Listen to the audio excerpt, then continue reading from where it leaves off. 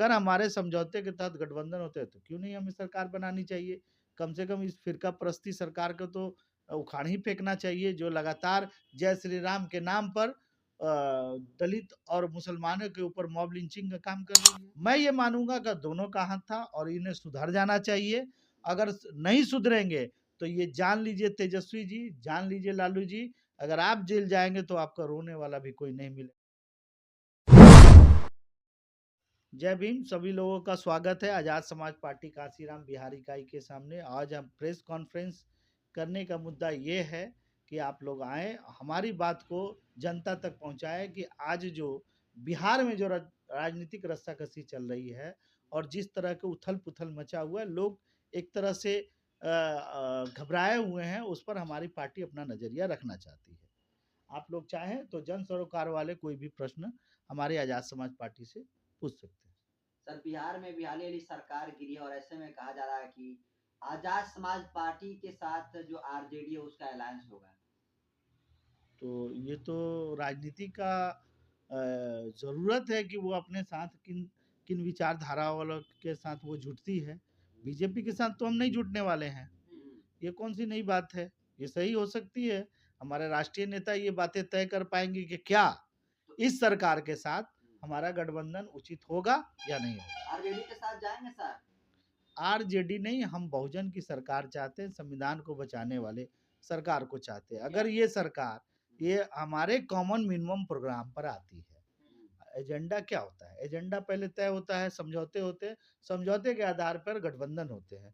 अगर हमारे समझौते के तहत गठबंधन होते हैं तो क्यों नहीं हमें सरकार बनानी चाहिए। कम से कम इस फिरका परस्ती सरकार को तो उखाड़ ही फेंकना चाहिए, जो लगातार जय श्री राम के नाम पर दलित और मुसलमानों के ऊपर मॉब लिंचिंग का काम कर रही है। आए दिन आप वीडियो देखते होंगे कि लोग जबरदस्ती मार पीट के जय श्री राम बुलवाने का काम कर रहे हैं। लेकिन ऐसा कहा जा रहा है सर कि आरजेडी की जब जो सरकार आती है खासकर दलितों पर जो है अल्पसंख्यकों के ऊपर अत्याचार होता है और ऐसी पार्टी के साथ आप लोग अलायंस करेंगे?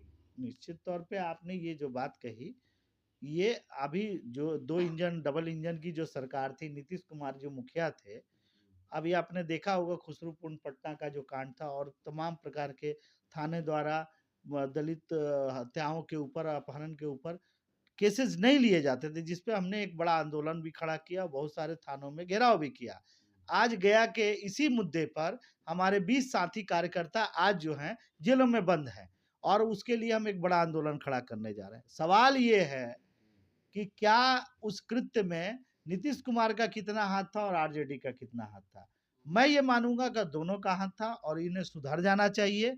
अगर नहीं सुधरेंगे तो ये जान लीजिए तेजस्वी जी, जान लीजिए लालू जी, अगर आप जेल जाएंगे तो आपका रोने वाला भी कोई नहीं मिलेगा, क्योंकि यही दलित समाज भीड़ लगा के आपको जन समर्थन, चाहे वो लाठी रैली है या कोई भी रैली होती है, तो यही लोग आपको समर्थन दे के लोगों को आपको प्रोत्साहित करने का काम करते हैं। इनके एहसानों को भूलने का काम ना करें। तो किस शर्त के साथ आजाद समाज पार्टी जा रही है आरजेडी के साथ? आरजेडी के साथ जा रही ये तय अभी नहीं है, हो सकता है ये हमारे राष्ट्रीय नेता तय करेंगे, लेकिन इतना तय है कि अगर जरूरत पड़ी तो बीजेपी को हराने के लिए अगर गठबंधन करना पड़ा तो हम शर्तें तय करेंगे और शर्तों के आधार पर हमारे राष्ट्रीय नेता निर्णय लेंगे। आपके नेता क्या तस्वीर जो है नीतीश कुमार के साथ भी वायरल हुआ था सर?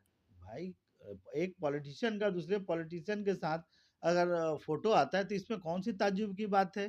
क्या मुलायम सिंह के बेटे अखिलेश यादव का जेपी नड्डा के साथ फोटो नहीं है, तो इससे क्या हो गया, यानी गठबंधन हो गया। ये सब बातें बेकार है, बेतुकी है।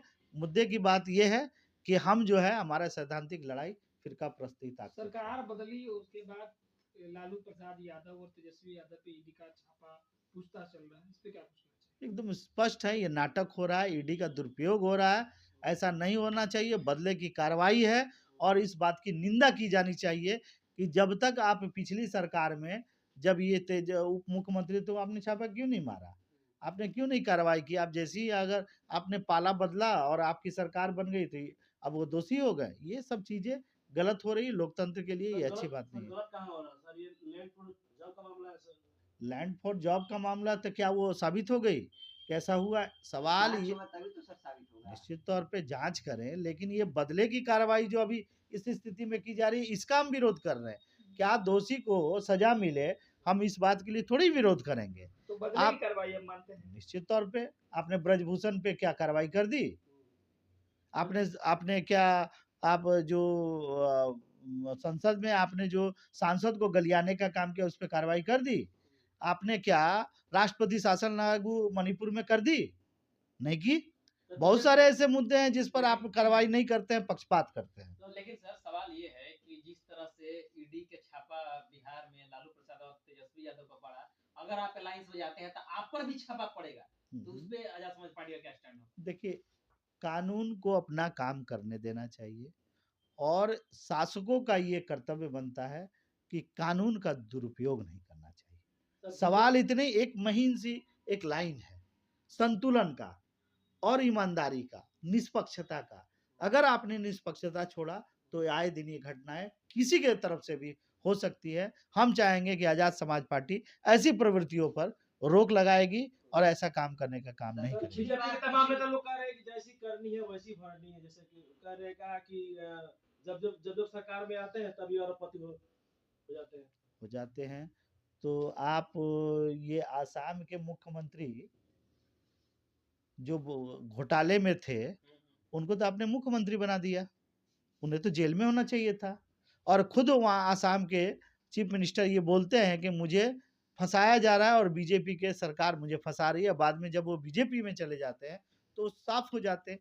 तो ये दोगली नीति जो है, ये दोगली नीति का हम विरोध करते हैं।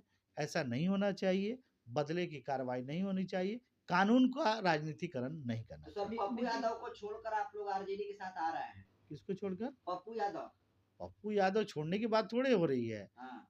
बड़ा घटक दल जो होगा, आरजेडी होगी, माले होगी, कांग्रेस होगी और तमाम जो भी पार्टियां हैं जो संविधान के पक्ष में रहती है, उन लोग अगर साथ में आए तो हमें कोई विरोध नहीं है। पिछली बल्कि बार तो पप्पू यादव के साथ लड़े थे सर चुनाव। हाँ, लड़े थे। हाँ, तो इस बार भी लड़ सकते हैं। क्या आजाद समाज पार्टी अपने आप को छोटा पार्टी मानती है जो इन लोगों को बड़े पार्टी देखिए, एक बात तो सच्चाई माननी पड़ेगी कि हमारा वोट का परसेंटेज पहले कम था, अब बढ़ा है। अब ये तय करेगा कि अगले चुनाव में हमारी क्या औकात होगी। अभी हम हमारे इस प्रदेश में कोई विधायक नहीं है, लेकिन बढ़ती लोकप्रियता से ये तय है कि आने वाले समय में ये सरकार भी बना सकती है। विपक्षी दलों का बिहार में कहना है कि नीतीश जी जिस तरह से लगातार पलटी मार रहे हैं, तो कहीं ना कहीं बिहार की जनता का विश्वास खो रहे हैं।